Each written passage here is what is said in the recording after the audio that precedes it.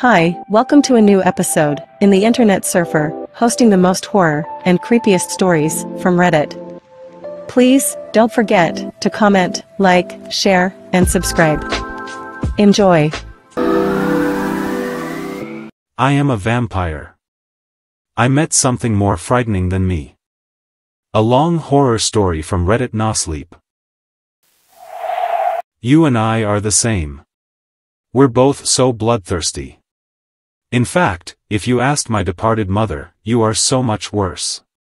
You, human, do not like blood as we do.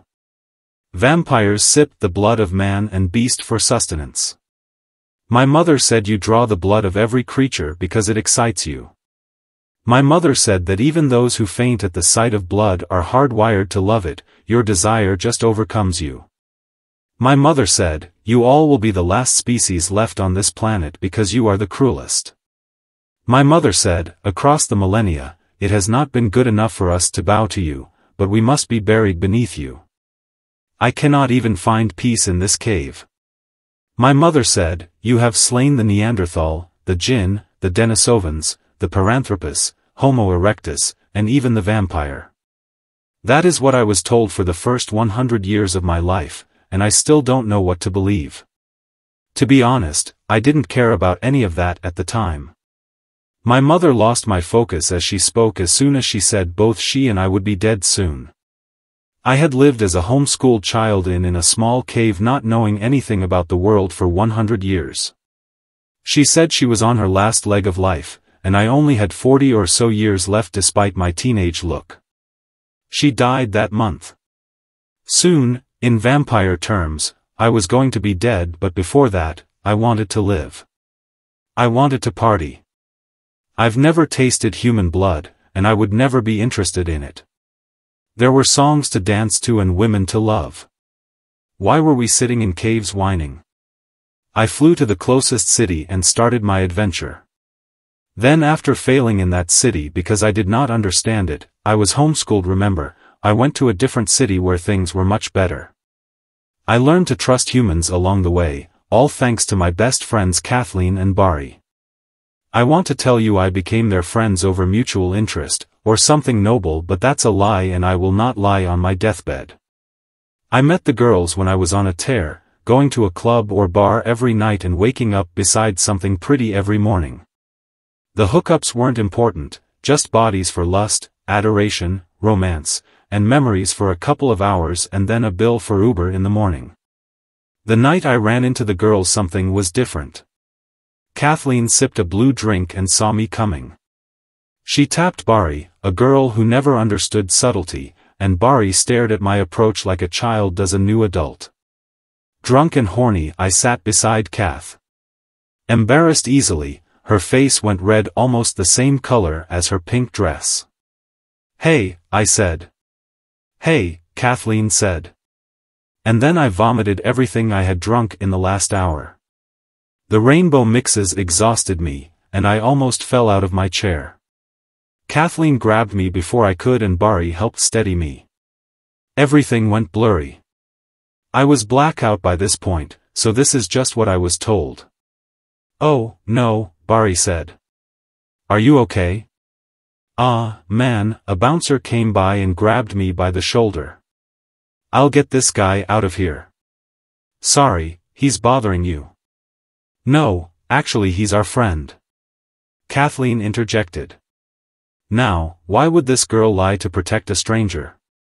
She said she felt bad for me, but after getting to know her better I know that isn't the whole truth. Kathleen was a girl desperate to find Mr. Right. This was her greatest ambition. Now when I vomited on her shoes she knew I was not Mr. Right, but the thing is Kathleen had vomited on a shoe or two herself, she didn't even drink, she was that nervous. Growing up fat, with a stutter, and bad skin, guys weren't the nicest to Kathleen. Extreme diet and exercise, speech therapy, and puberty changed who she was on the outside, but the years of rejection and bullying did a number on her. She was a nervous wreck around men she liked. Her constant failures only made her want true love more. Like Harvard graduates lusted for political power, Kathleen lusted for love. Her lust for love caused her to be a nervous wreck when the opportunity approached. Her stutter returned, and she would tell jokes that weren't funny, and she brought an air of anxiety to the interaction. So, when she saw a boy stumble over trying to introduce himself, she saw a little of me in her. Kathleen and Barry brought me over to a couch. They sat me down and Kathleen went to get me some water. So, it was just Barry and I. Now, this is the part where I start remembering again because I thought Barry's question was so strange it almost sobered me. "Did you mean to do that?" Barry asked with genuine sincerity. "What? No. Now, one thing you should know about Barry is that she might not have any idea about what's going on at any given time. It's interesting because she wasn't dumb either. She was accepted to an Ivy League school but turned it down to go to a school closer to her family. Barry just had gaps in her wide array of knowledge. I was homeschooled in a cave, I could relate. "Oh, sorry, she said. "I just know guys have like, pick-up lines. You guys can be really tricky." She said tricky in what I'm sure she felt was a funny accent. It was cringy. I didn't say anything. My head was spinning. "Oh, no, sorry, I didn't mean to imply that you were tricky." She patted my back twice. "I'm sure you're a nice guy." I looked at her and was greeted by the most unorthodox, unpracticed, and genuine smile I had ever seen in a club or anywhere in my life. Now, one thing you should know about Barry is that because she had trouble not offending people and understanding people, what she really wanted was to be understood and to be good. She was a part of about 5 different volunteer teams, a consistent church attendee, and was a big sister in one of those at-risk youth programs. As for being understood, she was a constant over-explainer. They were flawed, silly people and I loved them for it. For the first time since I walked into the human world, I realized I had found some humans I wanted to be friends with. And that's how our year-long friendship began, a rainbow of impulse and chasing after what we want. I traded for friendship that night and never regretted it. It was easy.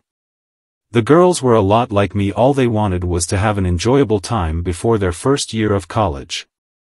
So, there was no harm, but secrets shared, the only thing naked between us was the truth, and we were bound by trust, not fuzzy handcuffs.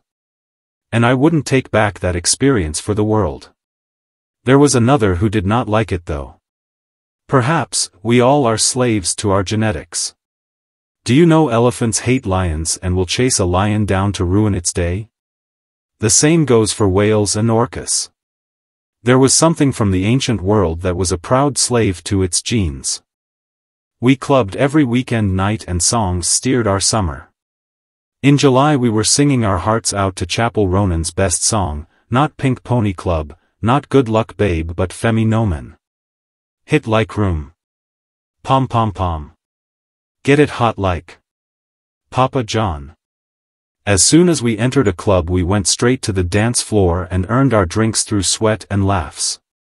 After that, we headed to the bar to grab drinks and then decided who would wing for who in the search for love.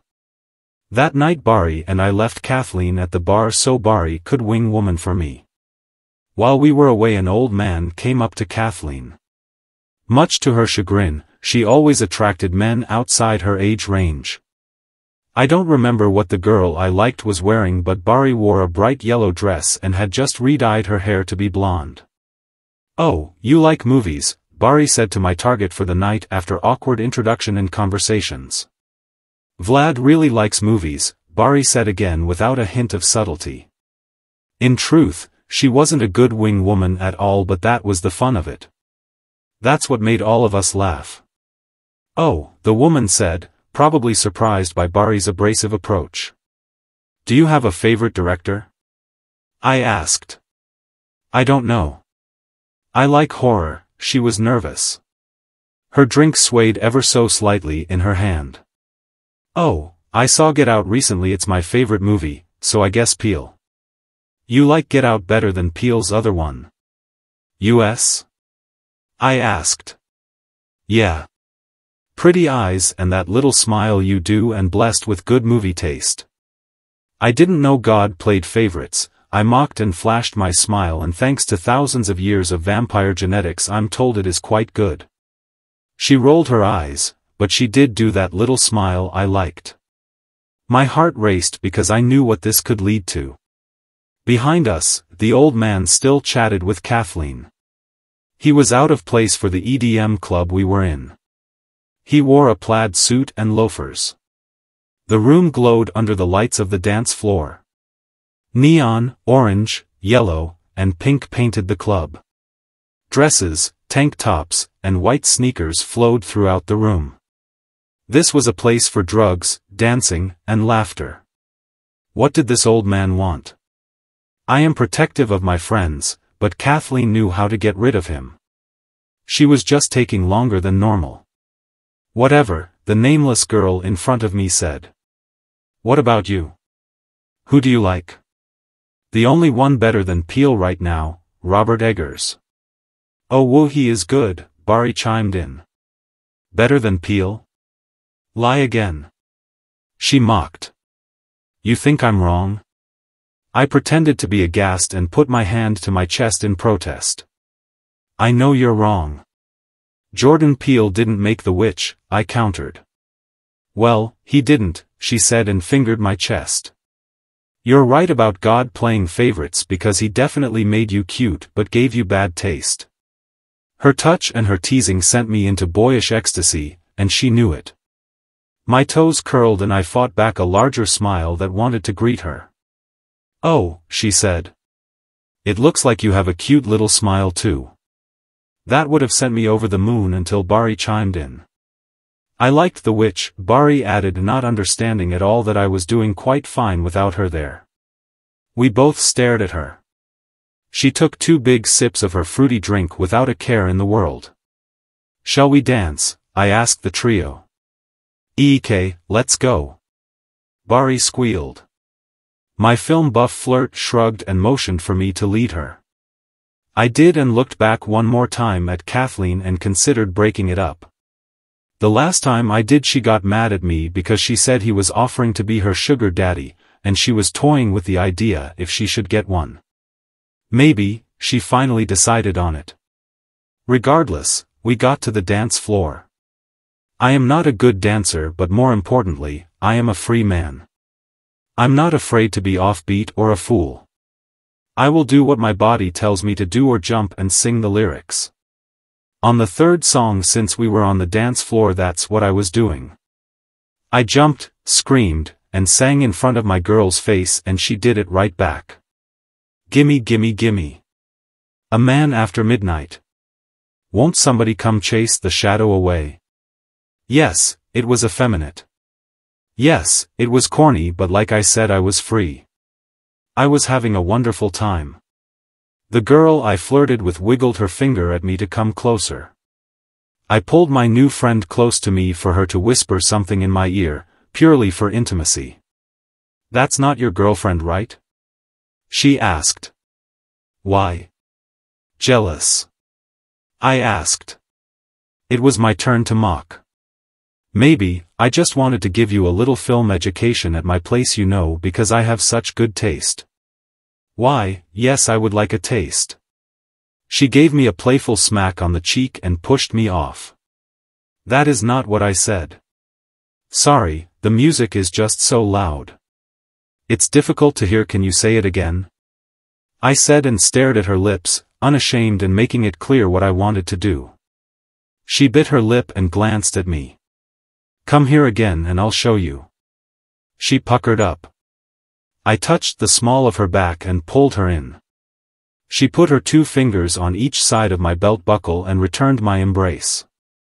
Out of the corner of my eye, I saw the old man in plaid grab Kathleen's wrist and pull her out of the chair. Kathleen and I made eye contact across the bar. Her eyes bulged and puffed with fear and tears. That I would not stand for. I brushed my date aside and moved with the speed and strength that vampiric blood allowed me. Men dropped as I went through them. The floor of flashing lights and colorful shirts parted like the Red Sea, and soon I placed my hand on the back of the man in plaid. A mighty push would be enough. He would fly across the room, crash against the wall, and receive a broken body as punishment. That's what should have happened.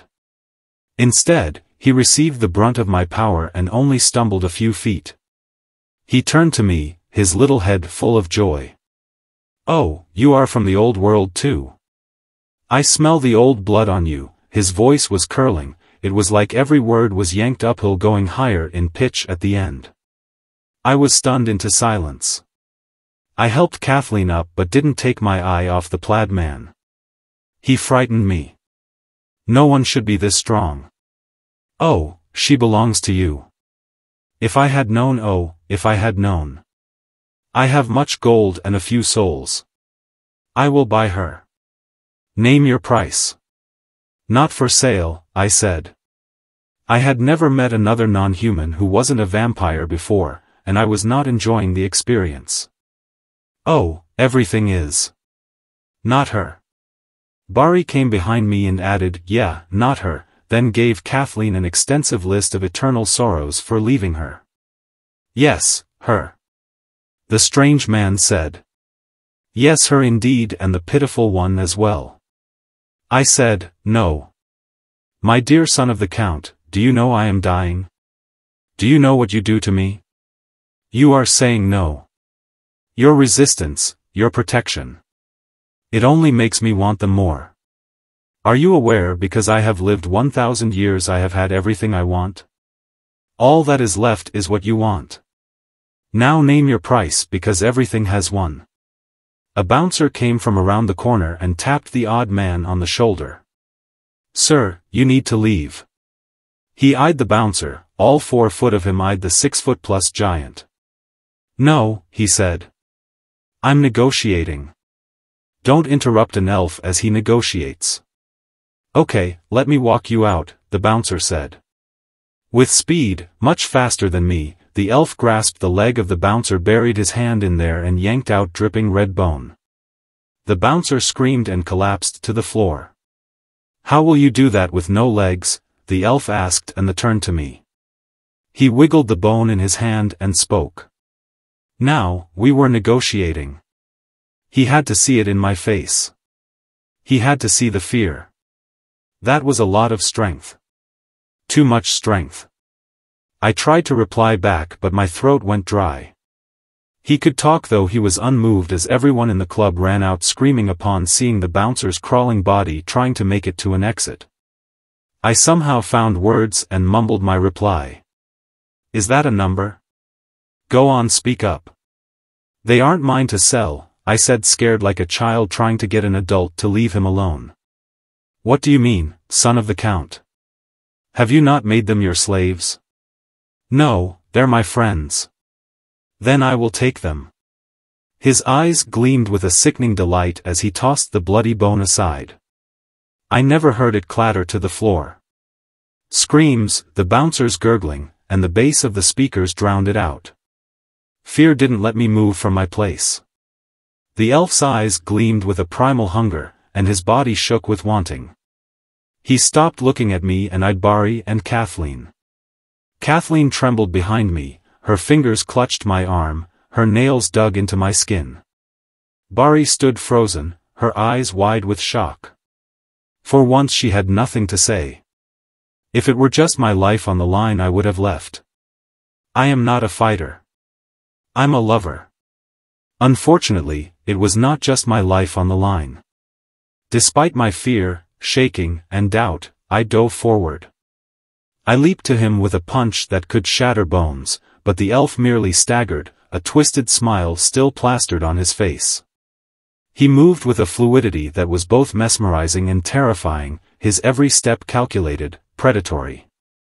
Without warning, he lunged at me, faster than I could react. I barely had time to raise my arms in defense before he was upon me, his strength overwhelmed me. We crashed into the dance floor, the impact shattered it. My back burned. My head bounced against the floor. Neon lights flickered and flashed above us to match the quick, violent tempo of the song. I really thought I was going to die. His hands wrapped around my throat, squeezing with the force of a vice. I thrashed beneath him, clawing at his arms, but it was like trying to move a mountain. Stupid. Stupid. Stupid, he said. I am your brother here. You cannot befriend them, you must rule them, or they will betray you. I beg you. Yield. No, I spat back. Then you will be made to yield, he said, and grabbed my thigh with one hand and pulled out a bone. I howled. I cried. I was confused. And I was so angry. It's for your own good, son of the Count. These girls. He stopped his speech as both Barry and Kathleen crashed bottles against his head. They did not affect him. He swatted them away. I managed to free one hand. I unsheathed my nails and slashed them across his face. It loosened his grip. I broke free. I guess I deserve that, the elf said unamused. We can be done with this boy. Again, I just ask you for your women. He rose and extended his arm to me. Something snapped inside me. With a primal scream, I launched myself at the elf, sinking my fangs into his face. He howled in pain, and I chewed. I chewed like a mad dog and ripped out every piece of humanity from his flesh. The taste of his blood was foul, like poison, but I didn't care. I bit down harder, my anger gave me strength. The elf tried to shake me off, but I held on and tore at his flesh with all the fury I could muster. Eventually, I got off of him and stood above him on my one working leg. He crawled away on his back, like a worm. His nose was gone, I had swallowed an eye, and his face was more bone than meat. I felt a gross satisfaction with myself. You, he stuttered and sputtered his words. He only had one lip to speak with now and part of his tongue was torn. You would do this to another elder species for them? You have stolen an elf's face for what? Do you know what they are? They are friends, I said. Both Kathleen and Barry helped me up. Oh, this, you betray your blood for humanity. They will betray you, know. You see me as an enemy, but one day you will look at me as a friend. Wait until you meet my friends. And with that, he ran away. We tried not to let that ruin the night. We left to get food at Waffle House and attempted to regroup. Kathleen needed the most cheering up, I could tell the elves near assault got to her. Barry did most of the work. My mind was half in it. I felt as if we were being watched the whole time. Then Kathleen spoke, and it pulled me back in. I just really don't want to die alone, she said. Hey, whoa, where's that coming from? I don't know, it's just. She paused over her words like she knew exactly what she meant but was too ashamed to say it.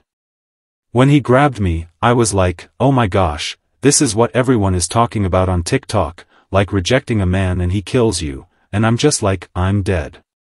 This is it, and no one is here to even care. We're here, Barry added. Kathleen might as well have not heard it. I'm 23 years old and I've never been in a relationship, Kathleen mourned. No one wants me, and no one cares. We want you, I said. Then where were you? She asked. That shut me down. Neither I nor Barry replied. I'm sorry, she said after a minute of silence. You saved me, and I know you did, and you always look out for me. I'm just shook a bit and feeling lonely. Come, I said. Let me fly you to my house. Let's find out what this guy is and how to stop him tonight. I flew the girls to my home to search for books to determine exactly what this creature was and how to stop him. I placed both of them on the ground and hobbled inside. My leg would heal in a couple of hours, but for now, I had a limp. My mix of confusion, fear, and insult at this attack turned into pure fury as I hobbled. Which made me even madder because I couldn't even stomp properly with one leg. I wobbled. We journeyed in silence, the echoes of our footsteps spoke for all of us. The girl's steps were quiet and full of trepidation. Finally, we arrived at the back of the cave where I made my home. Rows and rows of candles with dancing flames greeted us. The girls stopped walking. What? I whipped around and barked at them, letting my frustration burst. They were huddled together, almost holding hands. Please don't yell, Bari said, and she covered her ears. Sorry, I said. That was the first time I remember raising my voice to either of them, or the feeling twisted my stomach into knots. I stepped toward them to hug Bari. Bari always craved physical affection, but she took half a step back. Oh, I said aloud, not wanting to make her feel awkward but because I couldn't believe it. No, wait, sorry, you didn't do anything. Well, you shouldn't yell, it's just. You live here? Kathleen interrupted. Oh, what a sight they must have seen. I forget how differently we live from you. We are just a darker people in tolerance and fashion. Portraits of my ancestors, people, line the wall, all in traditional fashion. They sit crouched in black leather with our family's blanket on them. Their fangs bared, their weapon of choice wet, and the head of the victim of choice on the floor. There were at least 100 pictures on the walls, and many had cow heads, rabbit heads, and chicken heads.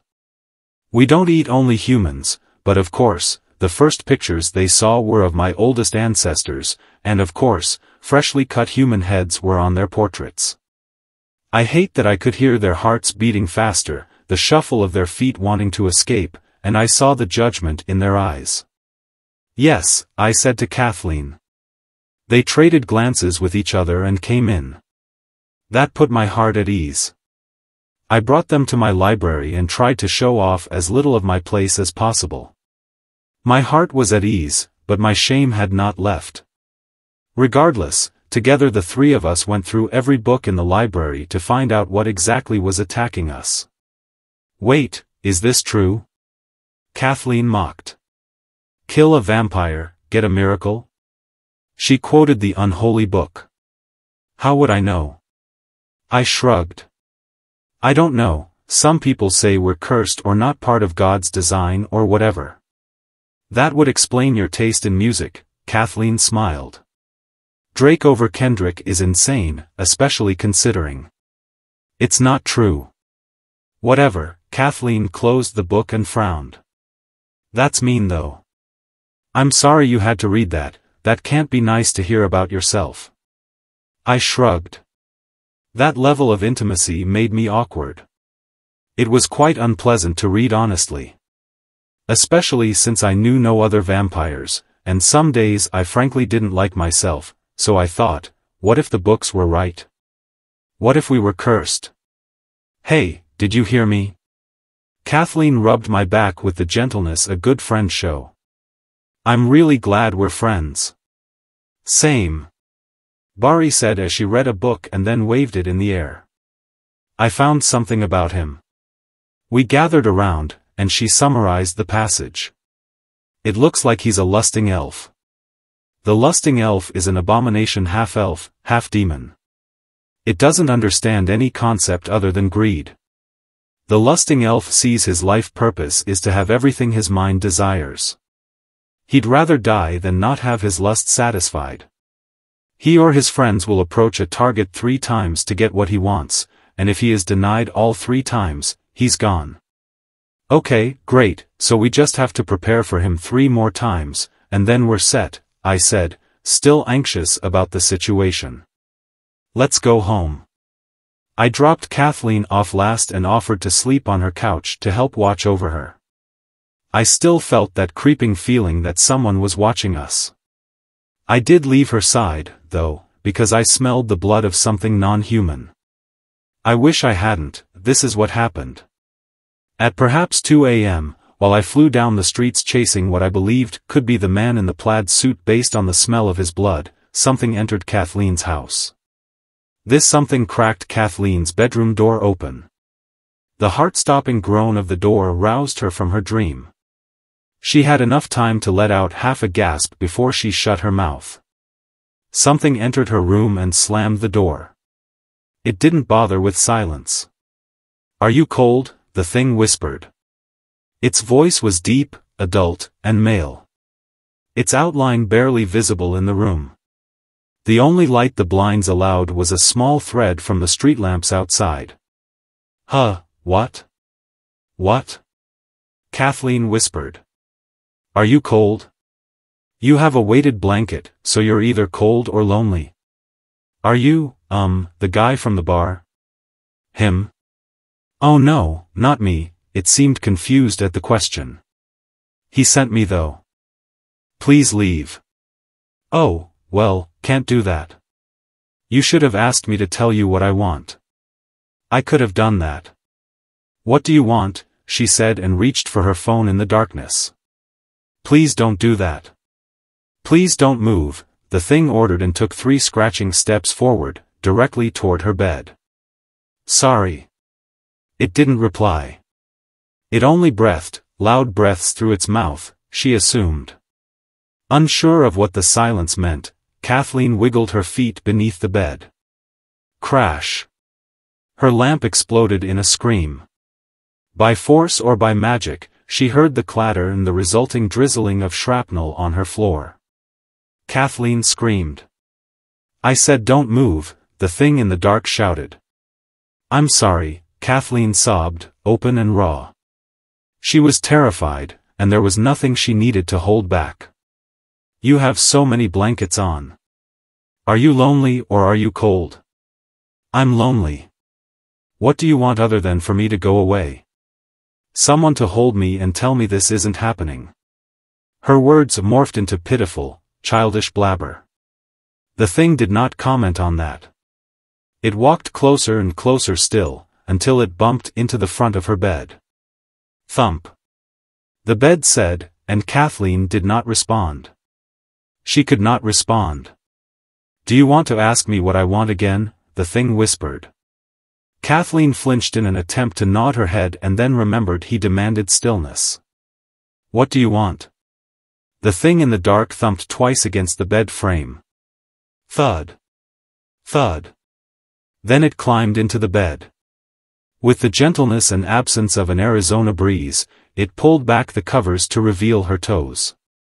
The thing in the dark grabbed Kathleen's toe, its hands small, baby-like, perhaps the hands of a 1-year-old. Kathleen loved children. "Before I begin," the thing said, "I must ask you, do you still deny the advances of my friend? He is why I am here, to get you to accept him. Will you accept him as your master?" "No, but we can," she cried. "Then enough," he said. "You won't be lonely much longer. I am a cousin to the changeling. I am sort of a cuckoo. I will place my body inside of you from my head to the soles of my feet, and I will nest there. You will never give birth to anything that lives, and the babies who die, if you selfishly choose to have them, shall be denied heaven and hell, their souls shall journey to be slaves for all eternity in the other world." And then the strange creature parted her legs. "And that is where I come in, having smelled the blood of another inhuman. I flew back and crashed through Kathleen's window. I grabbed the thing by its neck and beat its head against the floor. Crack. Crack. Crack. I eagerly lapped up the blood, relishing my revenge and the opportunity to feast on something great. But the texture, the flavor, the way it oozed, this was not what the man in the plaid shirt's blood would be like. Mouth covered in blood and senses returning, I turned on the lights to see Kathleen huddled under covers, shaking, sweating, and crying. "Where were you?" she asked. "I needed you here. I needed you with me. Protecting me." She would say she accepted my apology and understood later, but that night she told me to get out of her house. No more attacks happened for weeks, and things went back to normal-ish. Until we went out to a lesbian bar. When I said there was a 50% chance Bari didn't know what was going on, I meant it. So, perhaps we shouldn't have left her alone at the lesbian bar. Unbelievably, it was my decision to go there. Hear me out, I was a big Drake fan, and there was a certain song everyone was playing that summer that ran, dissing him. You might have heard it, it was called, Not Like Us. Certified lover boy. Certified pedophile. WAP. WAP. WAP. WAP. WAP. WAP. That song. It played everywhere, multiple times a night. So, of course, I went to the one spot in town it would never play, or so I thought. Long story short, it did play. The song played, and Bari proved again why she was the best dancer out of all of us. A crowd of lesbians formed around her, enamored, cheering, and throwing back drinks as Bari Crip walked in a circle to the song. For those that don't know, a Crip walk is a dance that came from the Crip gang. It's a complicated side shuffle that impresses at a party. Bari, although definitely not a Crip, had mastered it. I believe she liked dancing because it was so simple. Do good moves, people applaud. Unlike relationships and social dynamics where there were so many lies and half-truths that confused Bari, Bari was too authentic to understand that, and I loved her for it. She bore her soul as she danced, slight smiles popping out as she moved. She was so controlled, every movement purposeful. No step wasted. Honest. When she got bored, she simply freestyled until the song called for her to Crip walk again. She was extraordinary and in her element. I felt it was safe to go to the DJ and bribe her to play Drake while Kathleen somehow found the only other single straight male to talk to. The song switched to something slower and more intimate, perhaps Drunk in Love. Feeling confident and proud of herself, with one finger, Bari pointed to the crowd and beckoned for someone to dance with her, a slender pixie-cut red-haired girl. In the flashing lights, Bari grinded on the girl as Beyoncé serenaded Jay-Z, confidence growing and alcohol taking effect. Bari sang with Beyoncé and bellowed the chorus and name of the song, Drunk in Love. Their hips matched coordinated, and Bari turned her head so her eyes could see who she sang to as they danced to the tunes of two American legends. As the song ended, Bari said her goodbyes to her audience. Bari looked for us post-song, exhausted but flattered by the love. As Bari walked through the crowd, she was confronted by the aforementioned lesbian. "Honey, you did so good," she said and grabbed Bari by both cheeks and kissed her on the lips. "Eesh," Bari screamed. She tended to scream like an anime character at times. "What?" the strange woman said. Her red lip gloss smudged. Bari motioned to wipe her mouth but froze, debating if that would be rude or not. She decided it was and put her hand down.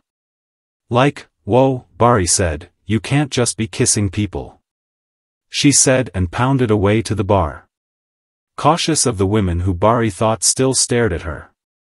At the bar, she was served by a yellow-eyed woman with a muscular frame, almost like a rugby player. The gaze of the bartender was predatory. Bari's blood chilled. Her mind screamed at her to run away to find us. This woman was too big, too strong. If this one reached out, she couldn't escape her. The bartender lost interest in her and cleaned a cup. Oh, it appeared Bari had misread signals again. She mused over the moment and the previous one and dipped into depression. She could have sworn the bartender woman was looking at her strangely. She didn't want to hurt the redhead woman's feelings, she thought. She was just dancing. Was it her fault? Like Kathleen, she had been hurt a lot and would prefer not to give anyone else that feeling. But she did, she felt somehow she had led on that girl. Her depression spoke to her. Lost in self-doubt, I imagine Bari didn't notice the bartender's expression change. How the bartender's massive frame could not be caught in any mirror.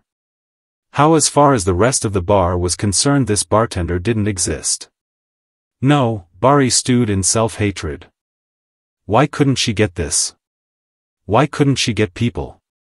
She was trying to be good, trying to understand people, and she sucked. She sucked. She failed.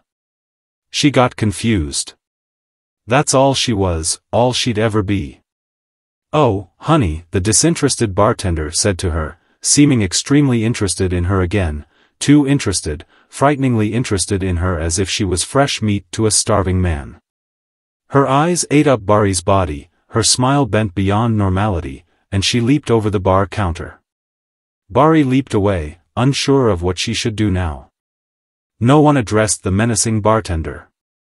They can't see me. Sweet eye, the bartender sang. It's just me and you. I'm glad your thoughts were so loud, you're telling me exactly what to do. The bartender was massive, a pale woman that could pass for a Viking. The folds and folds of wrinkles on her face aged her beyond this decade. I usually have to dig and dig and dig to find out how to play with one's mind, but you were shouting it, the large woman announced. Before I begin, quick question, will you submit to my friend the elf? Bari sprinted away. I'll take that as no, she shouted and tackled Bari.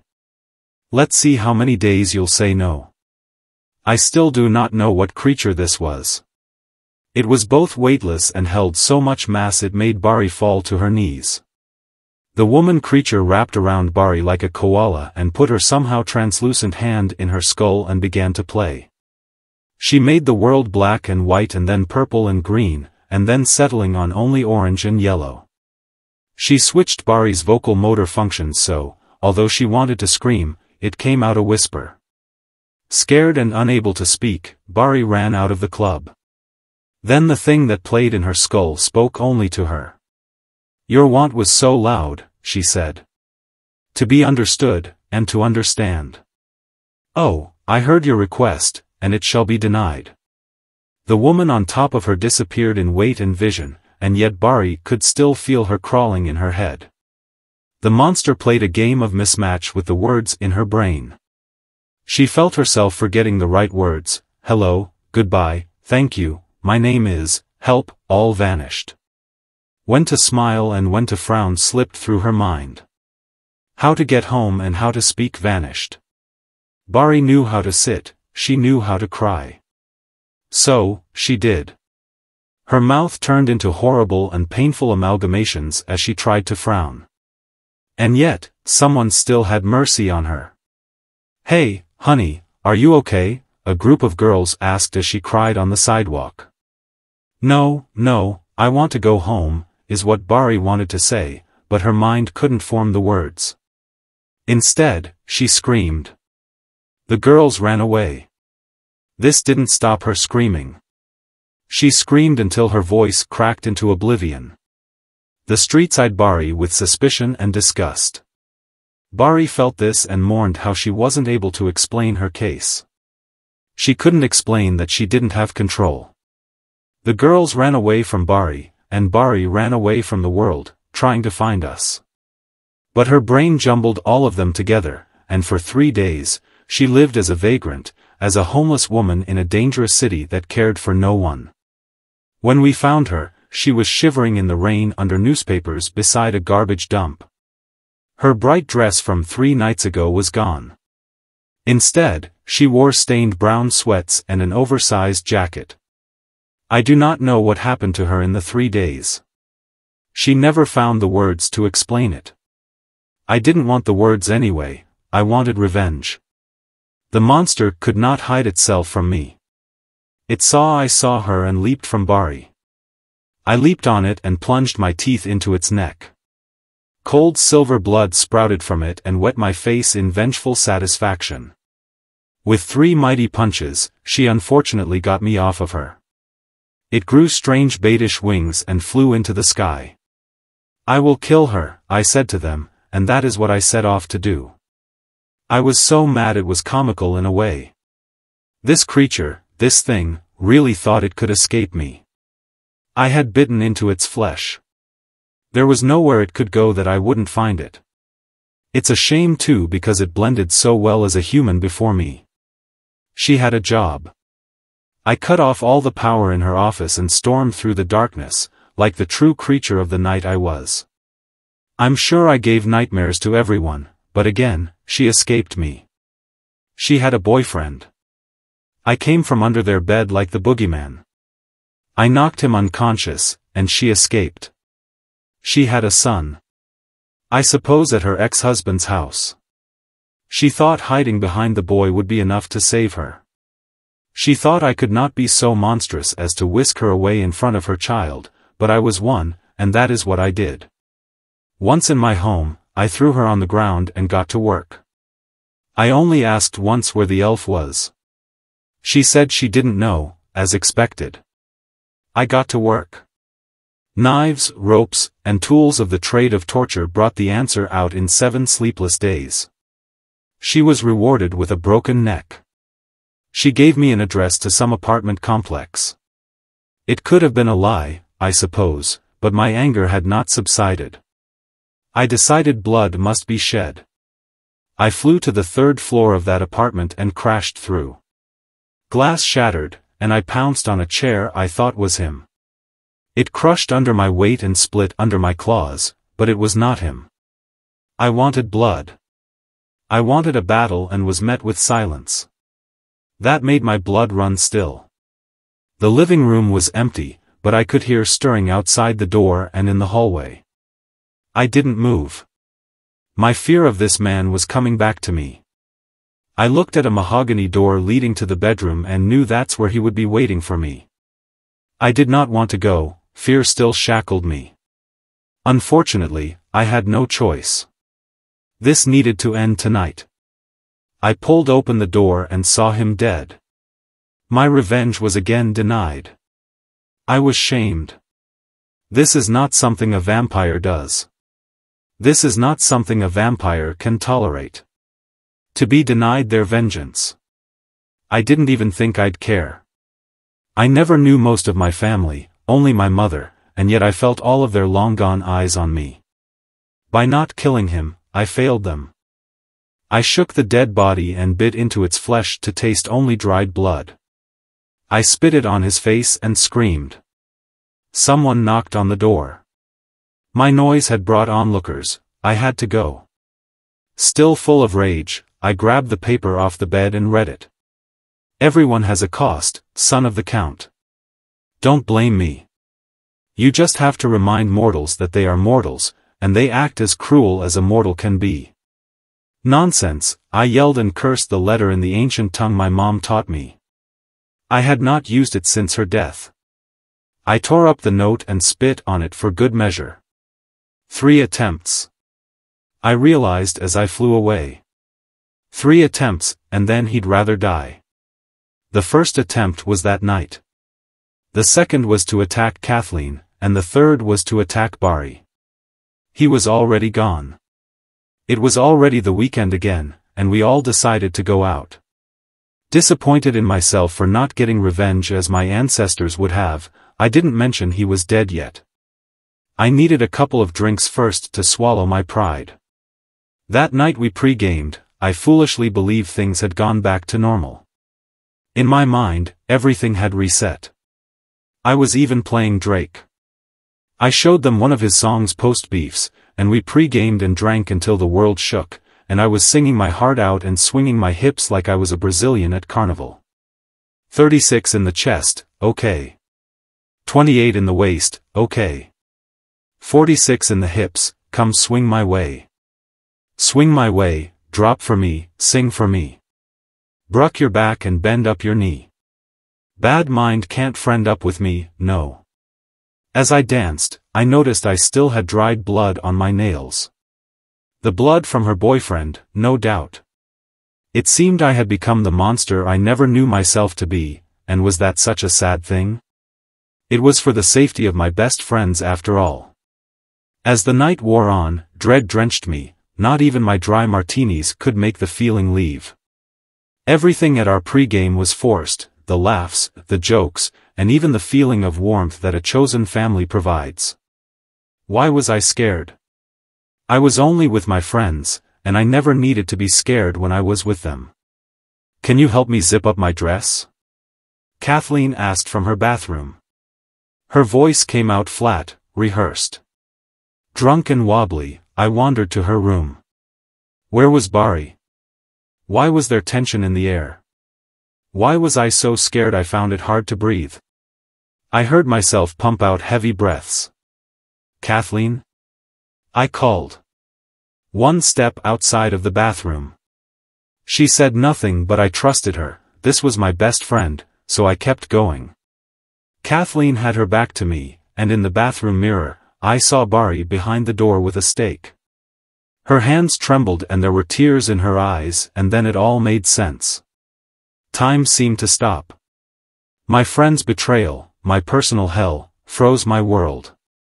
I didn't believe it, they were all I had, and they didn't even want me. Fragments of memories whipped through my head. It all made sense. The terrible, heartbreaking lament configuration of my life made sense. Everyone has a cost, son of the Count. Don't blame me. You just have to remind mortals that they are mortals, and they act as cruel as a mortal can be, the elf said in its note to me not too long ago. Kathleen was almost cursed to not have a kid, what she wanted most. Bari was left misunderstood and homeless for 3 days. Like the elf said, they were faced with mortality and decided what they really wanted. They wanted a miracle, not me. Kill a vampire, get a miracle. I ran out of the room, popped out of a window, and burst into the night air. I have found a new cave, not the home of my ancestors, somewhere to die alone. There will be no revenge, no grand plan to dominate, nor bats haunting them to alert them of my absence. I didn't want it then, and I don't want it now. I wanted friendship, and you all have denied that from me. So, I must be alone. My mother was right, your mythology was right, blood is all that matters, and blood is what we're all seeking. Blood is what they were born to see. Blood is what I was born to chase. There are not many of us vampires left, we will die soon. But I write this note because I am begging you, dear reader, if you happen to run into someone different from you, a little strange, and with some features that scare you, that is to say, someone who is a vampire, if they want to be your friend and treat you as a friend, please be kind to them. I have not eaten nor drank in so long. I will die in this cave, and I am so sad I will die alone. The end of his tale. That is the note I saw beside the dying vampire. Who am I? Don't worry about it. Pray you never need my services. I am a man who can find anything. Quite recently, I was tasked with finding this young vampire for a pair of girls who forfeited their college education, and a considerable amount of money for 1 year, to hire my quite expensive services. It cost $5,000 for a consultation. I am not sure what the girls want to do with him because, like vampires, humans can be both monsters and friends. Perhaps, the girls have forfeited an impressive amount of money to bring him back to apologize and let him know he is loved. Perhaps, the girls have forfeited an impressive amount of money so they may kill him and reap a miracle. I don't know, that's for them to decide. I just deliver the body. Thanks for watching. Please comment, like, share and subscribe, The Internet Surfer on YouTube for more horror and scary stories.